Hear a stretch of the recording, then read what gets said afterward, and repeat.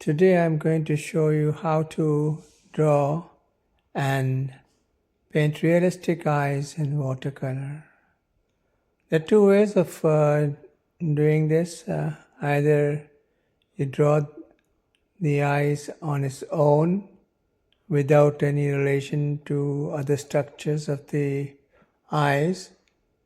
This might look beautiful, but it will not look that realistic because it doesn't have any relation to other structures of the eyes, like the eyebrows, like the nose. The other method is drawing the eyes in relation to the other structures, that is the eyebrows, the nose, the hairs. This will look beautiful as well as it will be realistic as well. The type of the paper you should use should be of good quality. It should be either cold press or rough watercolor paper. The thickness can vary. If you like thicker paper, you can use thicker paper. But I think 140 grams is a reasonable thickness paper which you can use for making portraits. There are three types of paper that is available. One is the hot press. This is a more smoother paper with little grains. Then we have the cold press, which is of medium texture and it has grains. And then we have a rough watercolor paper, which is heavily textured and it's very grainy and it can absorb a lot of pigments. Some of the good watercolor papers are Fabriano, Arches, Buckingford, Aquafine. Watercolor is usually available in tube or in the form of small square-shaped pans.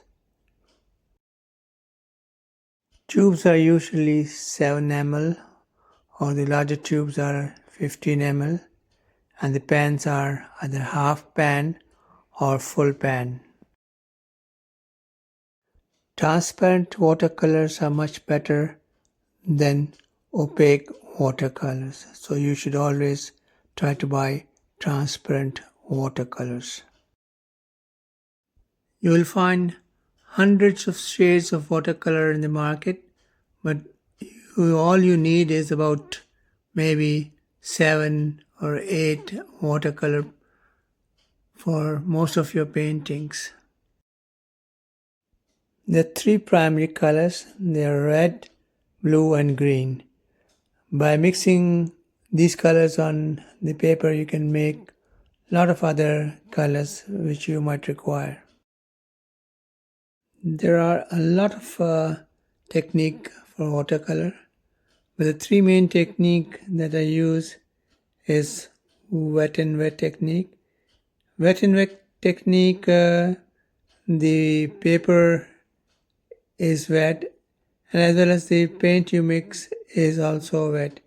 This is a very good technique when you get the expertise. It might be difficult to control the flow of the colors. So once you learn it, it's very good, but in the initial stages you might find it difficult. The other technique is wet and dry.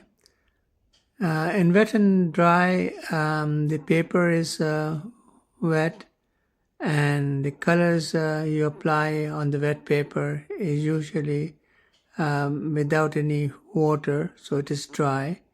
This is also a very good technique and probably maybe a little bit easier to do for beginners. The third technique is what you call dry on wet. Here the paper is dry, and the watercolors you use is usually dilute and mixed with water, and you keep on applying the layers, gradually build up your painting. I think it is usually better to allow the pigments mix on the paper. It gives a very lovely texture, and you get different shades of color when you mix them on paper than when you apply them separately. You can draw your sketch by either looking at the reference photo. I think this is a better way, in a way that you can always refer back to the reference photo, and you can make more details when you're using reference photo. But you can also do it by your imagination. It's up to you, whichever technique or whichever way you can do it better. Now, coming to the brushes, there are various shapes of brushes. The brushes which are have a pointed tip, the brushes which are square shape. If you're doing a smaller, delicate thing, then you should use a fine and smaller brush. But when you're doing a larger, when you're painting larger spaces, you can use a larger brush. You can use a pointed brush or a square brush like the Hague, which will hold a lot of water for your painting. So whichever brush you are comfortable with, you should use. But the size of the brush is very important, that if you're doing minute details, then obviously you would need a finer brush with pointed tips so that you can do delicate things.